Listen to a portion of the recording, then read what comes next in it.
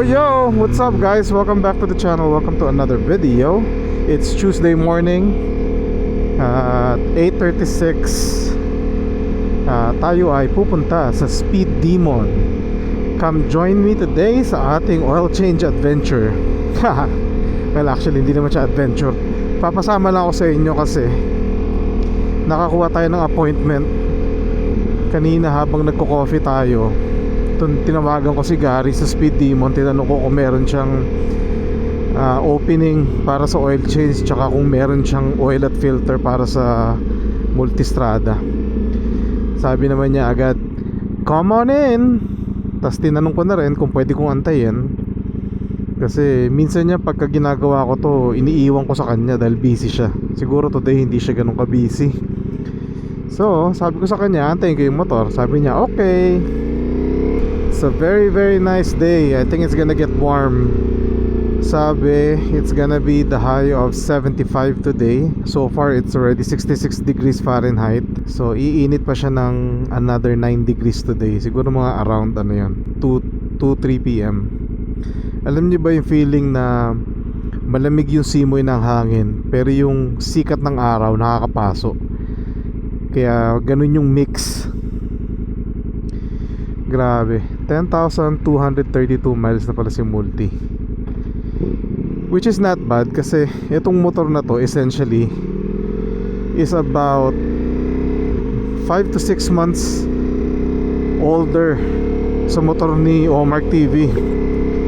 Si Omar TV, kumakatok na siya ng 15,000 miles dun sa multistrada niya.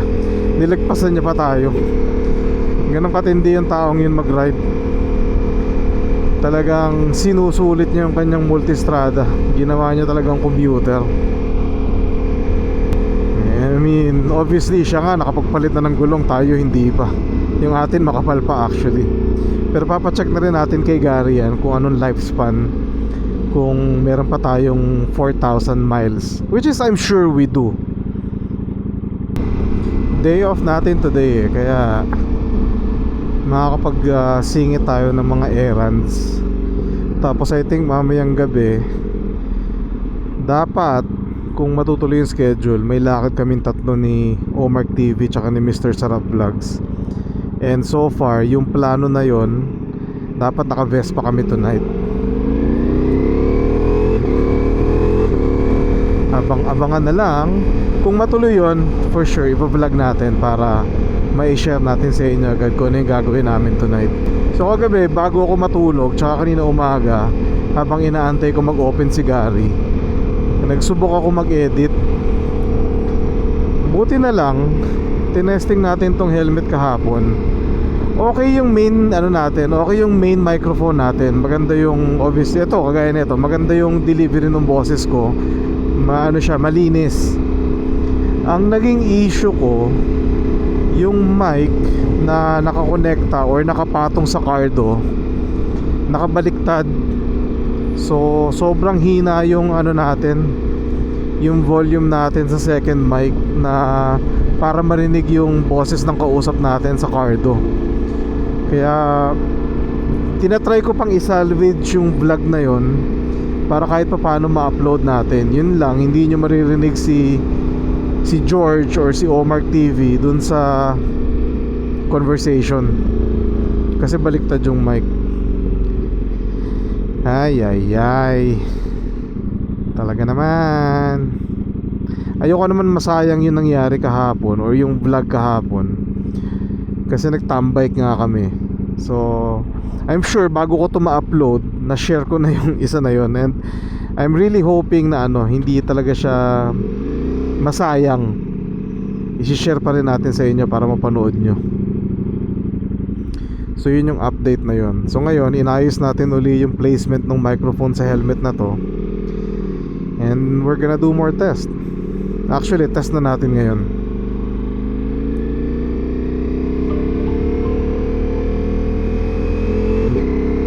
Hey Cardo, battery status. Battery status full. Yan, kamusta kaya yung delivery nun? Narinig nyo ba siya ng matino? Malinaw ba siya? Hey Cardo, battery status. Battery status full. Yan, ramdam na ramdam mo yung Ramdam na ramdam mo yung araw sa balat. Bakit ba tayo nag side street? Dapat nag freeway na lang tayo. Lahat ng stoplight hihintuan natin ngayon.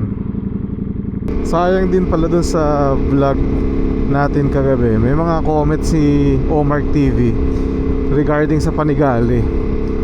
Kasi nga dun sa tambike namin kahapon, si RJ dinala niya yung Panigali niya. So na-testing ni Omar TV. Okay daw, sabi niya maganda. Pero kung papipiliin siya at may option daw siya, mas pipiliin daw niya yung Street Fighter. Kasi siguro yung comfort nung riding position. Kasi nga masyadong subsub yung yung Panigali, talagang pang racetrack siya. Pero yung feeling naman daw, hindi naman ganun kalayo. As in sa power delivery, tsaka yung suspension. Which is, sinubukan lang naman niya sa diretso. Siguro mga hanggang 3rd or 4th gear lang naman niya sinubukan. Hindi naman siya nagliko-liko. Ako inupuan ko rin siya actually kahapon. Yung height niya tsaka yung Street Fighter, kasi nasubukan natin, I think it's pretty similar. Parehong-pareho yung height niya. I mean, nakatipto pa rin ako kasi short tayo, pero height wise it's about the same. Pero yun nga yung mga isang main comments niya. Sabi niya kung kukuha siya ng sports bike or ng something na parang ganong side ng mga motor, mas pipiliin daw niya yung Street Fighter versus sa Panigali.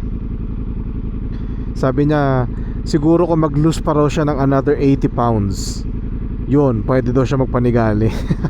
Hindi daw kasi talaga komportable. Hindi siya, I mean, bearable I think kung yun yung try na, yung inaano niya, ina-express niya.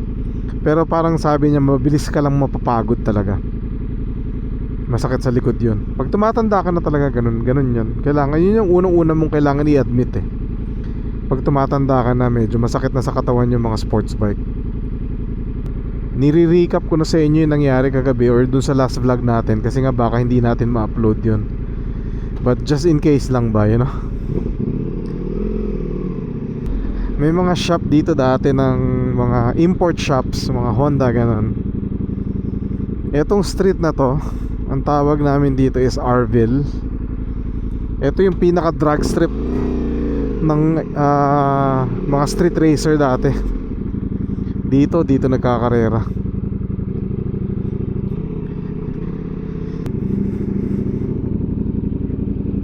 Alright guys, we are here. Pakita na tayo kay Gary para matulungan niya tayo. And hopefully hindi siya naging busy habang bumabiyahe tayo dito. And yeah, we are here at Speed Demon. Tara, oil change tayo. Pasok tayo sa shop. Hello race bikes.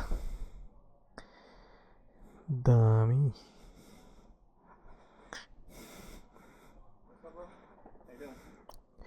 I called Gary for an oil change on a V4, yeah.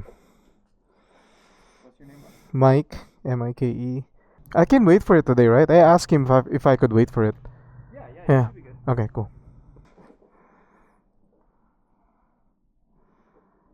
Today's the 4th? Yes, sir. 2025, crazy. So fast.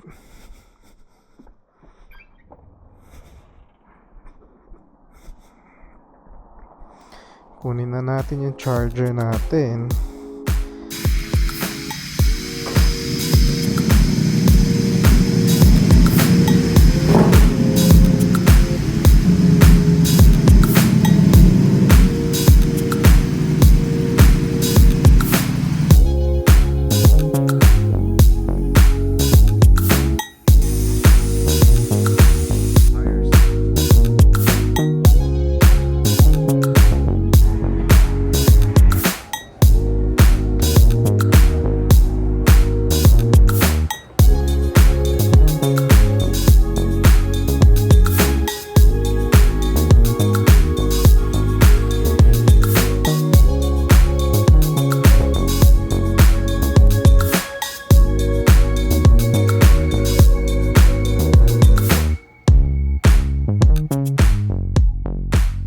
Oh yeah, I need that. Thank you guys, appreciate it, man. Gary, thank you. No problem. Thank you. Of always. You got my number, so just text me when you're coming, okay? Alright. Thank you, guys. Nakapag-charge tayo and everything. That's good, right? Tapos na ang ating errand for today. Uwi na tayo. Tapos abangan na lang natin na umuwi si Omark TV. And then magmi-meet kaming tatlo uli mamayang gabi.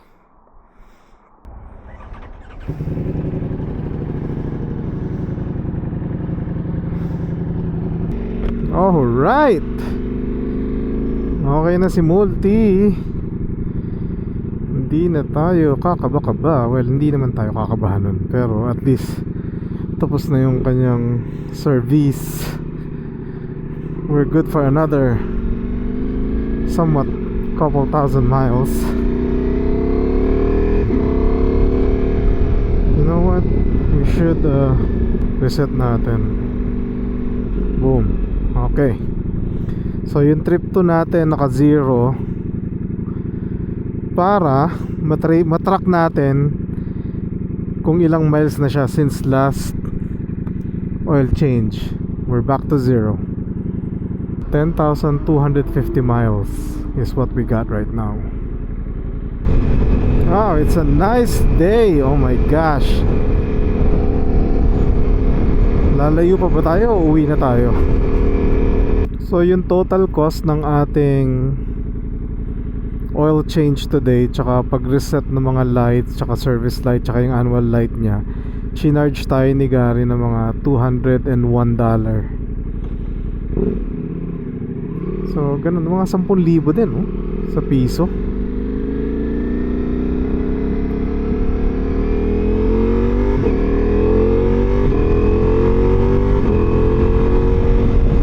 Pero pagka dinala ko to sa dealership, sa Ducati mismo, sigurado doble yun. Mga around $350 to $400 yun pagka sa dealer mo siya dinala. Ang problema lang naman yan dati, pagka kay Gary mo dinala, hindi niya matanggal yung mga hindi niya matanggal yung mga kailangan i-reset sa computer kasi wala siyang system. Nag-invest na siya dun sa computer para mabasa yung mga service tsaka yung mga error codes ng Ducati. So ngayon pwede niya nang gawin lahat yun, which is good, hindi mo na kailangan dalhin sa dealership. Ang maganda lang naman sa dealership, nalalagay nila sa system ng motor tsaka ng system nila na yung service ginagawa mo sa dealership, na alaga ng kasa yung motor. Pero yun is if you have plans of getting rid of the bike, someday iti-trade in mo siya, it's good to have those kind of paperwork para mapakita mo dun sa susunod na buyer ng motor na inalagaan mo siya. I'm planning on keeping this bike anyway. This one is a good bike for sure. Happy naman tayo kay Multistrada. Tsaka sa atin lang, since tinatagalog ko naman kayo. Iba ang serbisyo ng Ducati dealership dito sa Amerika. Well, I cannot speak for the whole America. At least dito sa Las Vegas, yung dealership experience, yung after sales experience, iba dito compared sa Pilipinas, dyan sa inyo.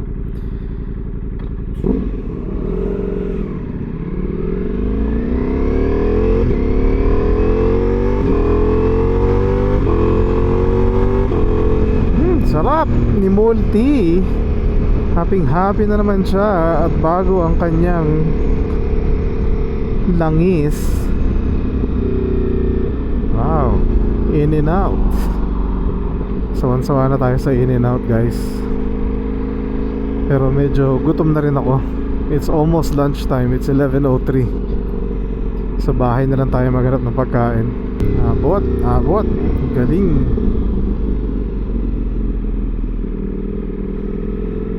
Let's go.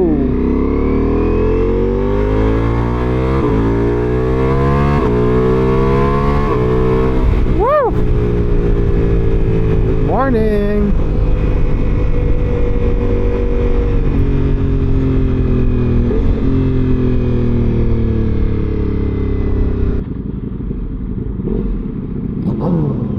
Hello. Good morning to you too, sir.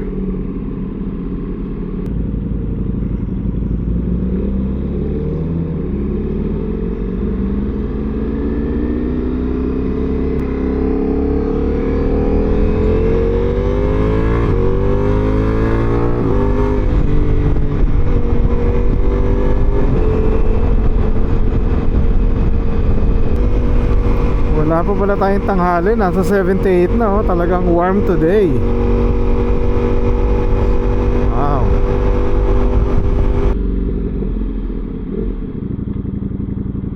Boom! Hanip sa plate number. Boom daw, boom.